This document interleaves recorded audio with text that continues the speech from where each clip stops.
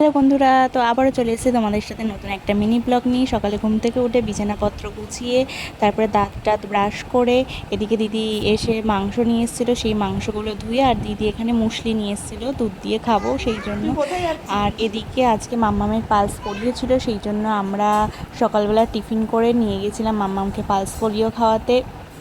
আর এখানে দেখো ছোট ছোট বাচ্চাদের পালস পোলিও খাওয়ানো হচ্ছে, আর মাম্মামের হাতে এরকম একটা কালি দিয়ে দেওয়া হয়েছে। আর তারপর আমরা চলে গেছিলাম বাজারে, একটু কেনাকাটার ছিল আমাদের। পরশুদিন না, কালকে একটা নিমন্ত্রণ আছে, তো সেই কারণে আমরা শাড়ি দেখছিলাম।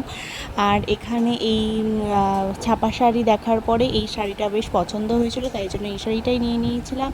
আর বাড়ি এসে এত গরম পড়েছিল, সেই জন্য একটু লাস্সি বানিয়ে নিয়েছিলাম দই দিয়ে, বেশ খেতে খুব টেস্টি হয়েছিল। আর এদিকে বাড়ি এসে দেখি মা প্রায় রান্না বসিয়ে দিয়েছে। তো ভিডিওটা এখানেই শেষ করছে। ভালো থেকো, সুস্থ থেকো, চলো টাটা।